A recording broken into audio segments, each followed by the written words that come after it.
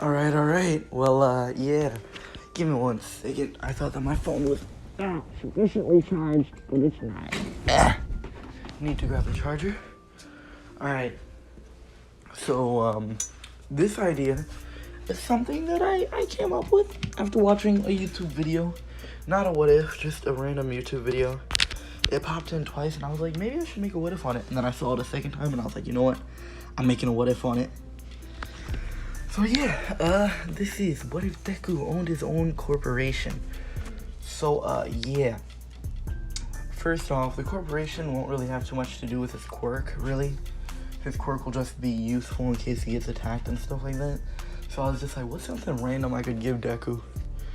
And I was just like, King Crimson, why not? You know, cause fuck it. Who would ever hurt to have King Crimson? If you don't know what King Crimson is, it's a stand from JoJo's Bizarre Adventure. So yeah, I don't know whether, should he just have King Crimson, or should he be like Devalio's reincarnation, or however the fuck you say his name. Not reincarnation. He'll just have the fucking stand, cause why not? So, the way this works is Deku, you know, basically he lives out mostly the same life, right? But, like, we'll say that he has less of an interest in heroes. He's like, I mean, like, not when he's younger. When he's younger, of course, he still loves heroes just as much as he does in canon. He asked his mom to buy all the stuff, you know, yada, yada, yada. And, you know, he went to the quirk doctor. They said, yeah, you have a quirk. We'll call it Crimson, yada, yada. They explained how it worked. You know how it is, right? So, after a while, Deku, you know, he eventually grew out of his hero phase, as, you know, he liked to call it. You know, he started thinking about his future more. He started thinking, how will I get a good future? How will I, you know, have a good life, basically. And by the way, I don't have an idea for the ship. So, if you have an idea for the ship, recommend one. But you'll have to watch this out the whole way before you think, because I know a lot of you will probably be like, he owns a corporation, so why not marry him off to Momo? Deku's not really, you know, gonna be like how he is in canon whatsoever. Yeah, he's gonna be completely different. And this is just because I feel like, you know, Deku, like, I feel like he could have ended up this way. I feel like there's a possibility to where if he would have had a strong quirk, maybe he would have just been like, you know what, hero thing isn't really, you know, being a hero isn't really my thing. It's just because he didn't have anything. If you don't have something, that means you want it more. And then when you get it, you won't really know what to do with it. That's what I've learned throughout life. But yeah, Deku, he basically, he's like, how will I, you know, get into my own thing? How will I get, like, have a good life when I grow up? Because he sees that, like, with his mom, they're living in an apartment, you know, all that stuff. And then Deku's like, you know, he looks around his room and he's like, what could I possibly sell to try to make, you know, to try to build something from the ground up? He realizes, I have a bunch of rare All Might, you know, figures that, yeah, at the time, they probably didn't think it would go up for too much. But now, over, you know, the amount of time that it's been, they've accumulated more, you know, need, so that means that they cost more. The law of supply and demand. So there's, like, you know, these like, basically figures that he has, they're fresh, they haven't been opened, they haven't even been touched, because Deku wasn't an idiot as a kid. He was like, I'm gonna be a way cool collector, you know, collect this much stuff, yada, yada, yada. But now he's like, I could sell these and then you focus them into building my own brand, basically building something out of it, but maybe a company, maybe just like a small time business or something. You know, he's still like morally right. He's still like, yeah, I'm gonna get the money and then I'm gonna take care of my mom and then I'm gonna use this money for good to try to help out maybe heroes or something, because he still respects heroes. Don't think he just grew out of that mindset to where I want to be just like All Might, you know. He still respects heroes. He still, you know, sees what they do as heroic, but he just doesn't think that he has that quality as a hero, which I'll say that he still kind of has it, but not as much, like not nearly as much, to where he won't just run in when, like, if he saw the sludge villain getting Bago, he wouldn't just run in. He'd think of something before then, and then, you know, weigh whether it would cost him his life or not, you know. So basically, he has common sense, you know. So after that, Deku thinks about it. He's like, all right, he sells off his stuff. He bids them off. So eventually, he gets the highest price he can. And then if he doesn't like the price, then he'll just be like, nah, never mind, we're not bidding this. Or he'll just be like, no. So after that, he uses basically the money that he's gained from that. He starts buying properties, starts basically buying houses, right? Using them to like sell for rent and stuff like that. Basically, he has houses and then he lets people rent them, so that's giving him a passive amount of income. Deku is just gaining more and more money. Right now Deku's thinking, like, he's still pretty young. He's still like, we'll say like in the first year of middle school, which middle school in America is 3 years, but I'm pretty sure in Japan, high school is 3 years, and maybe middle school is 2 years, or is 4 years. I don't know how long middle school is in Japan, but I know that high school is only 3 years. So basically after that, Deku is like, all right, well then if I can do this, then I can, why only hold myself to one form of gaining money? Why not just sell other stuff? So, he starts investing in stocks, he starts selling stocks, he starts selling diamonds, he starts, basically building up his whole, like, little empire. And, it starts off small, it's nothing really big, but, like, as he gets older, like, once he hits the age of, like, 15, it's a pretty, like, big company. No one really knows who the CEO is, because if people knew, like, a 15-year-old was the freaking CEO, everybody would go crazy. So right now, Deku, he holds himself to a pretty high standard. He has, of course, told his mother about this. Because, legally, there's some things that you have to do with the permission of an adult. So, he told his mother about this, and she's surprised. And they live in a way nicer house. They moved out of that school with Bakugo. Bakugo never really was able to bully him, because Deku has freaking King Crimson as a quirk. So, after that, Deku goes to a higher, like, end school. And then, he sees, like, a few people, like, from Canada, like Todoroki and Momo. But other than that, he doesn't really talk to them too much. After that, he basically, this is mostly going to focus on, like, what he does with his business, right? So, eventually Deku gets to a point where he's, like, where, like, his business official, like, basically, like, the other members of the business, because, you can't run it all alone. Basically, they're like, oh, we could do this. And it's a bit more shady stuff than Deku usually gets into. And at first, Deku's kind of like, like, hey, let's keep it pretty clean, all that stuff. And then after a while, he's like, they show him the amount of money he could get for this stuff. And he's like, he kind of buckles. So, he's like, he's kind of falling into the little hole that, that some, like, a lot of CEOs can fall under. Or a lot of business owners can fall under, to where, you fall for greed. So, now Deku's focusing on, like, what'll get him profits. He's not really, he still cares about his workers to the point where he'll make sure that they have, like, at least decent, working standards to where they can't really complain to anyone. But he still runs a business, so, after a while, it gets to the point where, like, it's around near the end of the school year, right? And Deku's like, basically, the company's like, yeah, we need a face. So, like, even, like, we'll say the company, of course, knows how old Deku is, like, the main members, but none of the, like, the lower class really know what, Deku's company, who's a face and stuff like that. And, Deku, he's basically, he sells everything now. He's, like, transportation, he's like Walmart. Well, he owns Walmart, fuck it.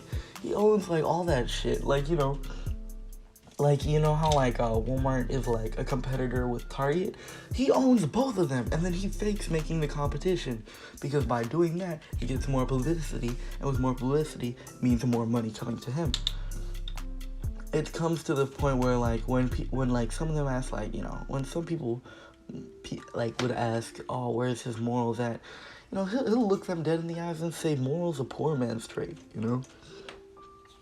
Deku, he realized, he wasn't at the lowest of the low, he was probably, like, the low mid-class at worst, right? But, like, now Hisashi doesn't have to freaking work overseas, so he's come home. He's a part of the company. I'm gonna say that Hisashi was the one who asked about, what happened to morals, Basically, Deku told him morals are a poor man's quality. He's selling oil. He's selling like everything. And, basically, it's slowly showing that Deku is getting kind of corrupted by this. So, basically, Deku's dad is like, how about we sign you up to go to UA? He's like, why? I mean, I already own my company. What's the point of really going to school anymore? He's like, I mean, it's best to give, the full education. Plus, why drop out now, Deku, he's like, alright, I guess I can do that. So, Deku still goes, he still trains for the 10 months. I know this video hasn't had many interaction with other characters. It's mostly about Deku building his empire, which, it's going to continue to grow. Right now, it's still in the pre-phase to where he still, he still, like, stops at certain stuff. He's like, hey, we can't, do this and that, that's not, eco-friendly and stuff. And, basically he goes to UA. Well, he's not go to UA yet, but he goes to UA for at least, he's about to, after the 10 months of training, because he does train his quirk. He still does train his quirk, because he realized, like, hey, I'm kind of a business owner. So if people knew that, I owned the business, then they'd probably come to try to snatch me up, or, assassination attempts. Deku's quirk is actually really useful for, like, those type of attempts, because, of course, with Epitaph on his forehead, he can see the future, and then with King Crimson, he can skip time and just dish out a lot of damage.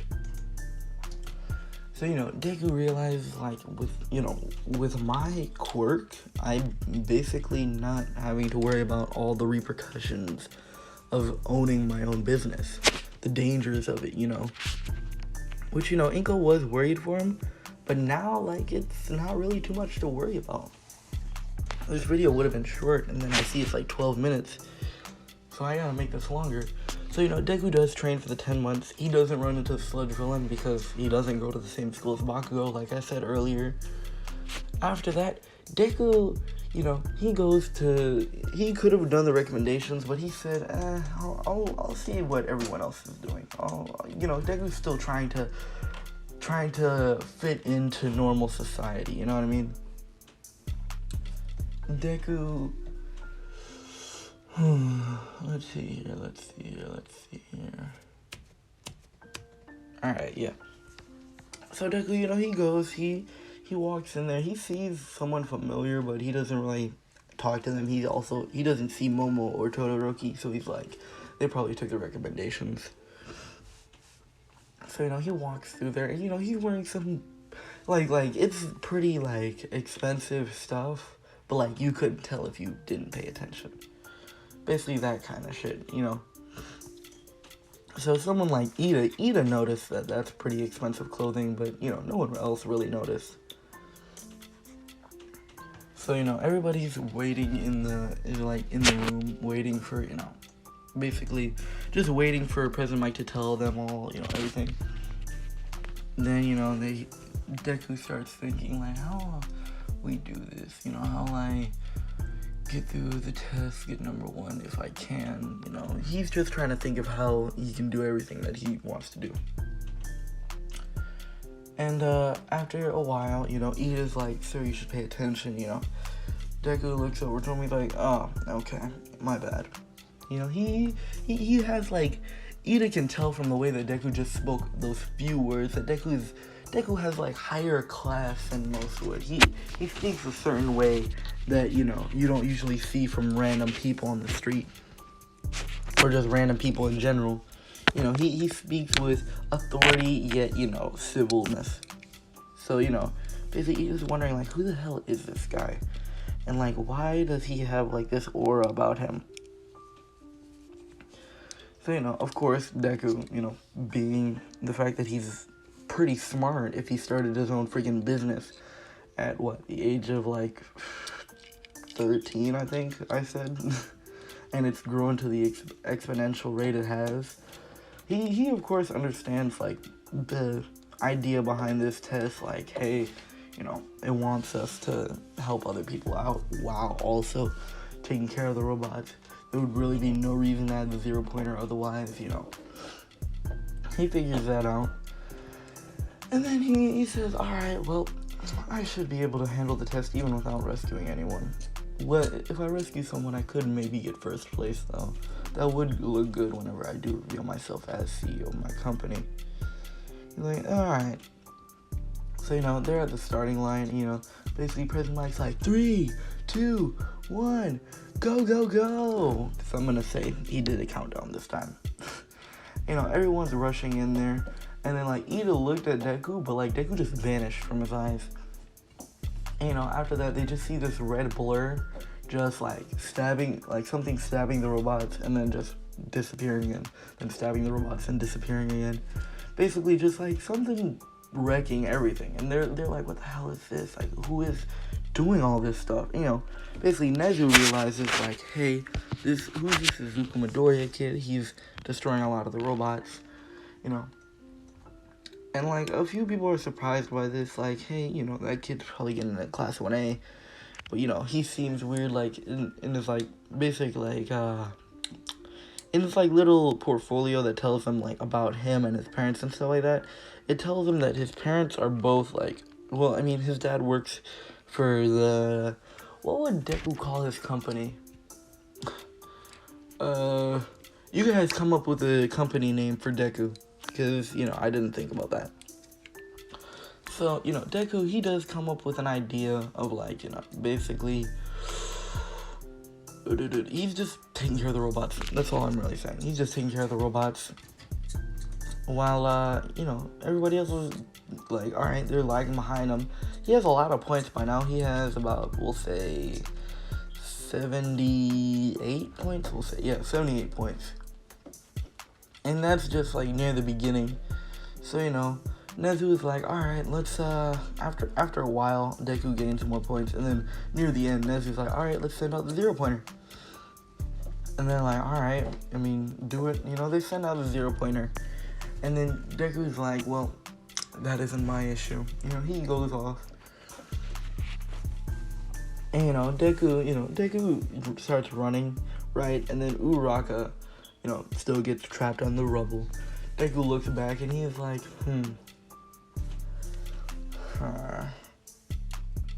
is it worth it? He's trying to process, what he gains out of saving her and what, he would maybe lose. He's most likely they have a fail-safe just in case, a student were in danger, but they also, they also have a chance that they expected us to do well enough on our own. He says, no, but they expect civilians. They will train us to get better. So most likely, the moment one of us are really in life-threatening danger, they'll come save us. Deku's just thinking about this. He's and also rescue points would be good, even if I'm not able to rescue her. The attempt will give me some points alone. So, Deku starts running over there. He time skips there, because that's, King Crimson's ability. He time skips over there, grabs Uraraka, and there's a little time limit in between when he can do it. So, he starts running. He starts, basically stand leaping, like how Dio and Jotaro did in the anime. Basically stand leaping, and, he's outrunning the 0-pointer, but he's not trying to destroy it, because, for one, his stand doesn't have that destructive amount of ability. If it was, I'm conflicted. No, that'll be a whole separate what if. Alright, yeah. Alright. So yeah, he still has King Crimson. Alright. I was considering another stand, because someone asked me to do a what if Deku had a different stand, which I'm not going to tell you which one, of course. But, basically, after that, Deku, he gets away with Uraraka, and the 0-pointer stops following eventually. And, time gets cold.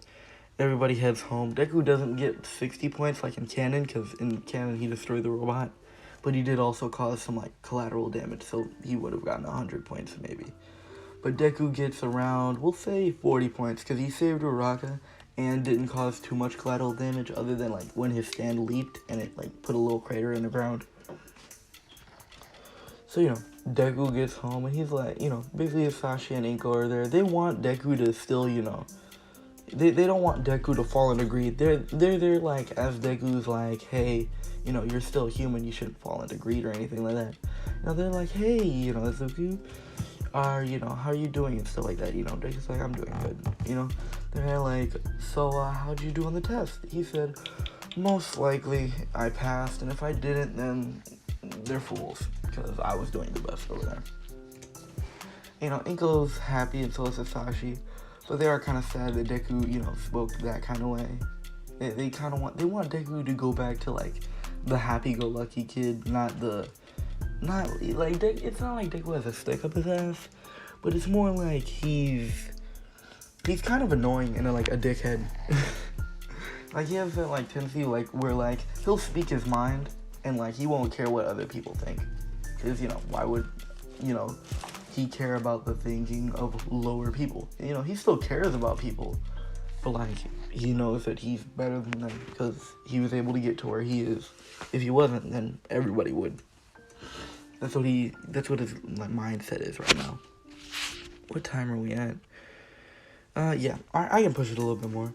So, you know, after that, Deku, you know, he gets a message that he got into Class 1A.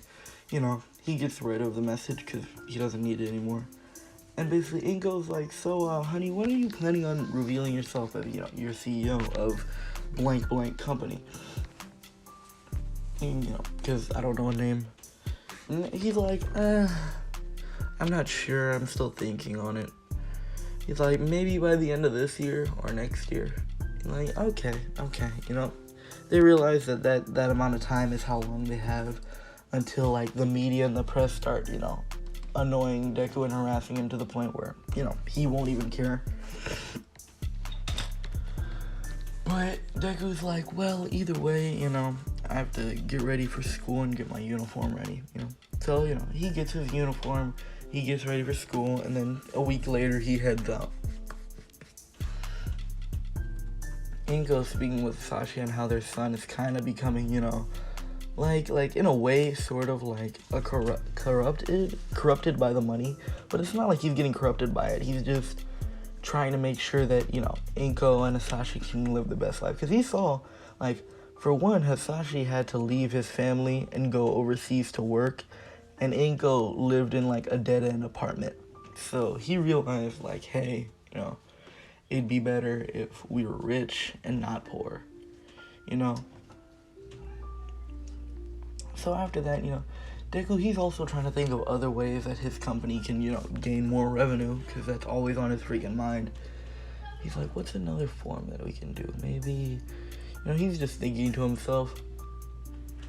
And eventually he finds Class 1A, he goes inside, you know, basically the kid with glasses that Deku saw earlier and weird engines on his leg gets up and he starts walking over. He's like, hello there and welcome to class. My name is Tenya Ida.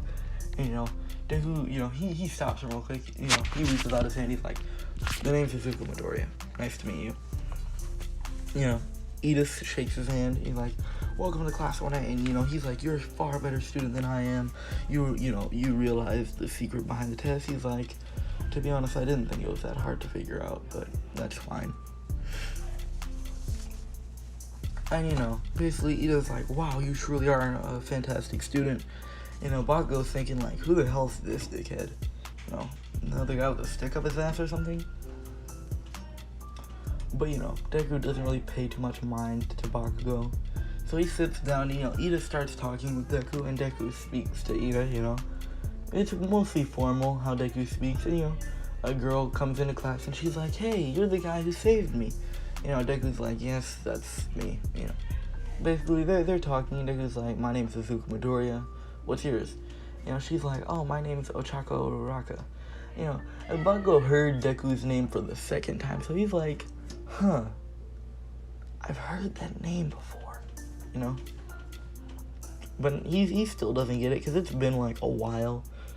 But, I mean, he's like, me, personally, like, this might sound bad, but after the school year, I forget, like, all of my class's name, like, after summer.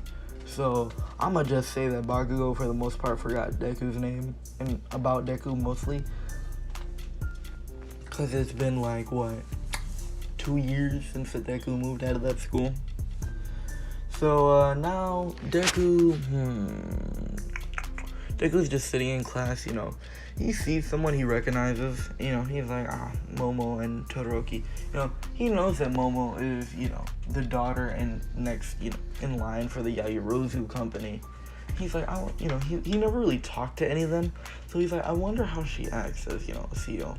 Is she a lot like me? Is she different, Deku's just thinking this to himself, but he's like, it doesn't matter. Deku, after that, Aizawa comes in, he's like, alright, everybody shut up and sit down. We're gonna be doing a quirk apprehension test. Just get out and change up into these, he pulls out these suitcases, and each of them has, like, the UA uniform. Everybody follows the rules, after Ochaka, like, Uraraka says, like, aren't we gonna go to orientation? Deku's already heading out, and, Aizawa says orientation is just to tell you guys how freaking great you are, which to me, you guys are D-listers at best. So now you better get the hell out and start, changing. So, Deku, he's already in there. He changes into his outfit. Mineta goes to, actually, no, that's not yet. That's the one they get back. But, they're all talking, Hiroshima sees that Deku is, like, averagely ripped compared to, like, most of the guys. Deku's not really too, his quirk does rely on his strength, but he hasn't really gone out of his way to train his quirk like crazy, And Hiroshima's like, so wait, bro, like, what's your quirk? And then Deku's like, you'll see. He walks out. And Hiroshima's like, that's weird. And then, like, everybody else is like, oh, yeah, guys seem like maybe he's rich or something, that's what they're all talking about. Everybody's, the girls are talking in there, and, they get out. Deku's standing out there, looking, he's in proper shape, proper form, but he looks sort of bored. So, Aizawa's like, yo, Midoriya. He throws him the ball. Deku catches it. He's like, it's basically your turn to, throw the ball. You got first place. Which pisses off Bakugo, but, it's surprised that Momo and Todoroki, because they never really, they also knew about Deku, but they never really spoke to him. So Todoroki's like, so he could possibly be a threat. So after that, Deku, he says, like, with quirk, without quirk. He's like, first without your quirk, and then next with your quirk. And, Deku throws the ball, right? It gets an average distance, nothing crazy, but nothing too good. And then, he's like, alright, now use your quirk. Basically, should everyone be able to see King Crimson? Why not? Yeah, sure. It doesn't hurt nobody. It could hurt Deku in the long run if they could see King Crimson. But yeah, basically, Deku after that, King Crimson comes out of his body and it holds the ball. And he's like, alright, throw it as far as you can. Deku basically, he throws the ball with King Crimson, and then, like, it goes pretty freaking far, like, farther than most, like, athletes can throw, at least. It doesn't go anything crazy, because I don't know how strong King Crimson is relative to an explosion like Bakugo, but an explosion is literally like a shockwave, while King Crimson, and then again, their punches can cause, like, slight shockwaves from what we've seen. And if they can, like, kick into the ground, they can probably throw relatively hard. So I'll say that he throws, like, slightly better than Bakugo. Slightly better. Everybody's like, whoa, how do you, do that? Yada, yada, yada. What the hell is that thing? And all they're asking questions, and Deku's like, I'll explain it all later, but you should focus on your half of the test. Now he walks back in the crowd. Everybody's hyped up now. They're all like, yeah, we're about to use our quirks. This is about to be fun. Deku is just standing there, not really, saying anything. As I was like, oh, you think it's gonna be fun? Do you think that natural disasters are fun? Do you think that psychotic villains are fun? And they're like, no. Like, what do you mean? You're like, all right. Whoever gets, last place has to leave the school. Basically gets kicked out. Everybody's like, doesn't look too shocked. Like, what the hell am I talking about? Deku doesn't look too shocked. And, so does a few other people. But, freaking everybody else is like, whoa, wait, that's not fair. And, he says what I just said, basically. Are, natural disasters fair? Are crazy ass supervillains fair? No. Then don't talk to me about fair. Basically they're like, wait, but then what are we supposed to do? He's like, that's your problem. You better, bring your A game or you're gonna get kicked out. So, everyone starts trying their best. It's a long jump. Deku just uses, like, King Crimson. Basically, like, where they merge legs, kind of. He kicks the ground, and then it basically makes Deku jump way high. Around Froppy's distance, we'll say. And, actually, he could probably, like, jump on top of a building, I'd say. Because from how Dio and Jotaro were flying, they were going pretty ham. Like, I'm not gonna lie, they were going pretty high. So I'm gonna say that Deku's slightly weaker than... Deku would be pretty much weaker than the World or Star Platinum. So, right now his accuracy is pretty good. So after that, they're like, it's other workouts. Deku does average on most of them, if not good on the others. Like, the grip is King Crimson. The, basically the stretching to where, like, you touch your toes, that's all Deku.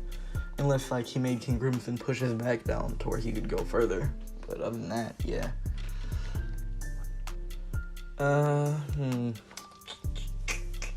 What else? I'll say that's about it. And then, let me see what time we're at right now. We're at 30 minutes. I might end it near here.